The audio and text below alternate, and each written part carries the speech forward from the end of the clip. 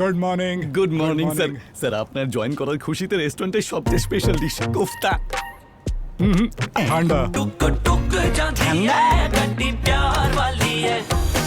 Sir ঠান্ডা। Sir এবারে test করে দেখুন। ভাই তুই এই ঠান্ডা মশলার খাবার কেন খাওয়াচ্ছিস? আরে স্যার আপনি বলতে কি চাইছেন? এটাই যে যতক্ষণ খাবারে ক্যাচ গরম মশলা নেই ততক্ষণ খাবারের স্বাদ ঠান্ডা।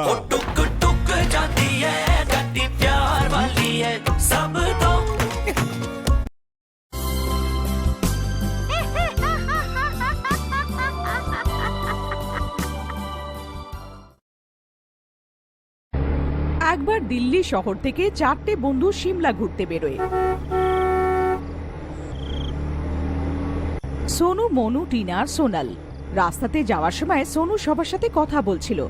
আরে আমরা তো অনেক মজা করব, পাহাড়ের ঠান্ডা হাওয়া আর পরিষ্কার পরিচ্ছন্ন আবহাওয়া আমার তো অনেক ভালো লাগে। হ্যাঁ, এটা তো তুমি ঠিকই বললে। পাহাড়ের মোকাবিলা আবার দিল্লি করতে পারবে নাকি? দিল্লি তো অনেক ধুলো মাটিতে ভরা, প্রায় দিন কেউ না কেউ এই আবহাওয়ার জন্যেই অসুখেই থাকে। এত অসুখ লেগে আছে লোকেদের এই আবহাওয়ার জন্যে। তুই ঠিক বলছিস আমার বন্ধু, পাহাড়ের ব্যাপারটাই আলাদা। কিন্তু আমি একটা কথা শুনেছি, পাহাড়ি জায়গায় ভূত প্রেতের বাস আছে।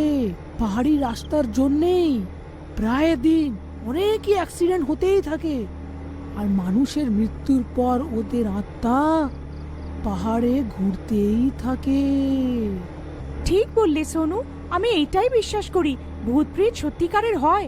আমাকেও আমার বন্ধু বলেছিল একদিন ওরা পাহাড়ে ছুটি কাটাতে এসেছিল আর ওরা ভূতের অনুভব করেছিল। ওদের হোটেলের ঘরে ওদের প্রাণ অনেক কষ্টে বেঁচেছে। ওরা আজও পাহাড়ে আসতে ভয় পায়। এইসব তোমরা কিরম কথা বলে যাচ্ছ? এই ভূত প্রেতের ব্যাপার কোথা থেকে এসে গেল? এই ভূত প্রেত কিচ্ছু হয় না, আর আমি এসব মানিও না। এইসব ভূত প্রেতের কথা সব বাজে কথা। আমরা পাহাড়ে এসে গেছি আর নিজের ছুটি কাটাতে এসেছি। আমরা সব এইখানে অনেক মজা করব। তোমরা এই ভূত প্রেতের কথা বলে নিজের সময় নষ্ট করো না।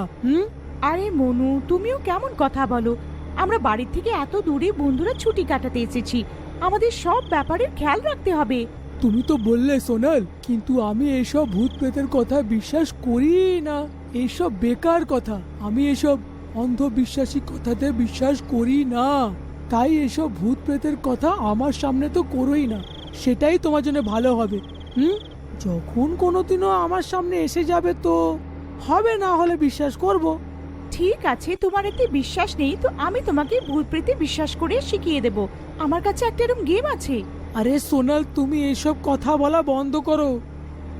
আমার তো শুনেই কিরকম ভয় লাগতে আরম্ভ হয়ে গেছে। আমাকে ক্ষমা করো, আর তুমি এসব ভূত প্রেতের কথা বলা প্লিজ বন্ধ করো। এখানে আমাদের সাথে আমাদের মা বাবাও নেই, আমাদের কেউই আসবে না এখানে বাঁচাতে। আরে সোনু, তুই এত ভীতু হবি আমি তো সেটা কোনোদিনও ভাবিনি। তুই তো অনেক বড় ভীতুরাম বেরোলি। সোনাল, তুমি আমাকে বলো কি গেম, আমি খেলবো এটা। ঠিক আছে, আমরা আগে হোটেলে পৌঁছাই, তারপরে রাতে খাবার খাবার পরে এই গেমটা খেলবো। সোনু আর টিনা মনু আর সোনালের কথা শুনে অনেক ভয় পেয়ে যায়। দেখতে দেখতে ওরা 4জন বন্ধুরা নিজেদের ঠিকানায় হোটেলে পৌঁছে যায়। আরে হোটেল এসে গেছে আর আমরা অনেক ক্লান্তও হয়ে গেছি। চলো সবাই তাড়াতাড়ি জিনিস নামাই আর খাবার দাবার খেয়ে একটু বিশ্রাম করি। 4জন বন্ধুরা গাড়ির থেকে নিজের জিনিস নামে ওপরে হোটেলে রেখে দেয়। এই চলো সবাই তাড়াতাড়ি মুখ হাত ধুয়ে নাও, তারপর আমরা ডিনার করব। তারপর কাল থেকে আমরা সিমলা ঘুরবো। আমি অনেক ক্লান্ত হয়ে পড়েছি, আমার ঘুম পাচ্ছে। আরে এত সহজে কি করে আমার বন্ধু? আমরা দিল্লি থেকে এত দূর মস্তি করতে এসেছি, শুতে এসেছি নাকি? আমরা আগে খাবার খেয়ে নেব, তারপর সোনালের গেমটা খেলবো। আমিও তো দেখি কোথায় আছে পাহাড়ের ভূত। আমি আজ অবধি অনুভব করিনি, আমিও তো একটু দেখতে চাই ভূত আর ডাইনিদের। মনুর কথা শুনে টিনা অনেক ঘাবড়ে যায়।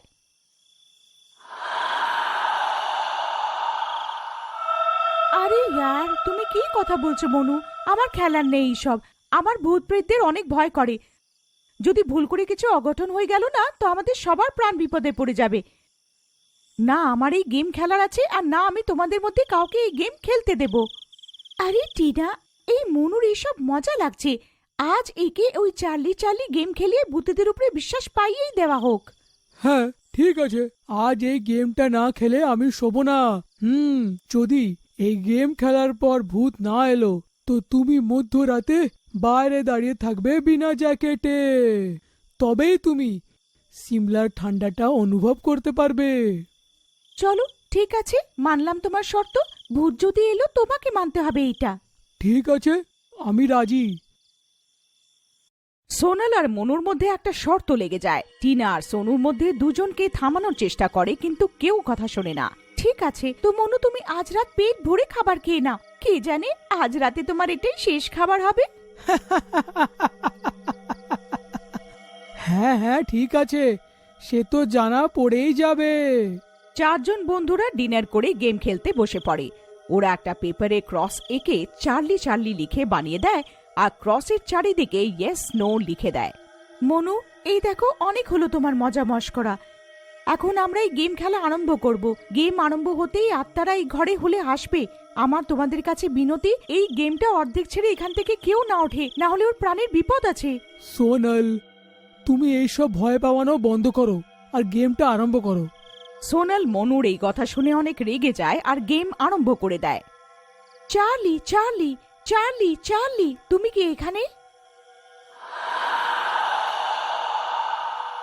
কাগজে রাখা পেন্সিল ঘোরে। यहाँ तो लेटेस्ट से लेटेस्ट 500 से कम में मिल रहा है। ट्राई मिंत्रा, ढेर सारी वैरायटी, बेस्ट वाले प्राइसेस। Myntra, it's you 2.0। तेरे पढ़ाई का कितना भी टफ से टफ क्वेश्चन हो, बस फोटो खींचो, अपलोड करो और ये आंसर बता देता है। जैसे कि রাখা পেন্সিল ঘোরে না।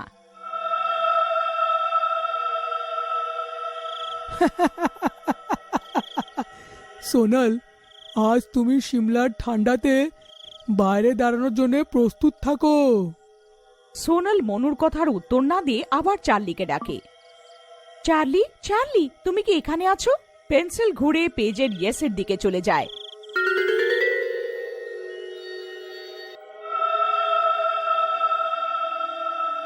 পেন্সিলকে ঘুরতে দেখে টিনা আর সোনু ঘাবড়ে যায়।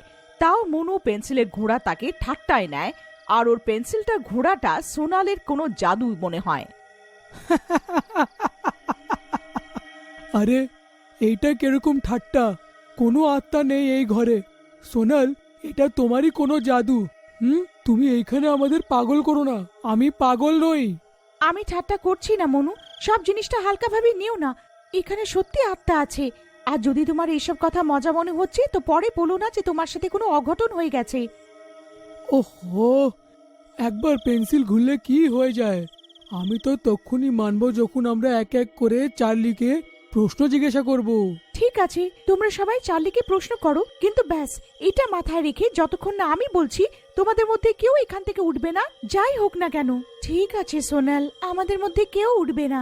আরে আগে একটু দেখি তো যে চার্লি জবাব দেয় কি না। ঠিক আছে, তোমরা সবাই এক এক করে চার্লিকে প্রশ্ন জিজ্ঞেস করো। চার্লি চার্লি চার্লি চার্লি, আমি কি এইবার পরীক্ষায় ভালো নম্বর নিয়ে পাশ হব? টিনার প্রশ্ন জিজ্ঞেস করতেই পেন্সিল ইয়েসে ঘুরে যায়। তারপর আসে সোনুর পালা। চার্লি চার্লি, আমি কি বড় হয়ে অনেক টাকা কামাবো? পেন্সিল নড়ে না। সোনু আবার এই প্রশ্ন করে। চার্লি চার্লি, আমি কি বড় হয়ে অনেক টাকা কামাবো? পেন্সিল ঘোড়া আরম্ভ করে দেয় আর ইয়েসে এসে আটকায়। তারপর আসে মনুর পালা। চার্লি চার্লি, তুমি কি পাগল? মনুর প্রশ্ন শোনার পর পেন্সিল ঘোরে না। ঘর নিস্তব্ধ। মনু আবার জিজ্ঞেস করে, চার্লি চার্লি, তুমি কি পাগল? পেন্সিল আবার ঘোরে না। দেখলে সোনাল, আমি বলেছিলাম না, এই কায়দা শুধু তোমার সাথেই চলতে পারে, এটা আমার সাথে চলবে না। দেখো, পেন্সিল একদম ঘুরছে না, আর ও নিজের জায়গাতেই থেমে আছে। তখন মনু হাসতে হাসতে পেন্সিলে পা লাগিয়ে দেয় আর উঠে পড়ে। আরে মনু, এটা কি করলি? তোমাকে আমি মানা করেছিলাম ওঠার জন্যে। তখনই পেন্সিল ঘুরে ইয়েসে চলে আসে আর ঘরের লাইট অফ অন হওয়া আরম্ভ হয়ে যায়।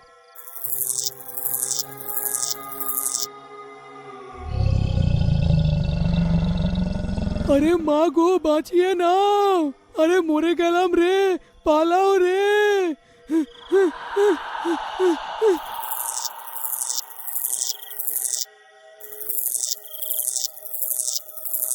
আর একটা আওয়াজ আসে, ওই আওয়াজ আত্মার হয়।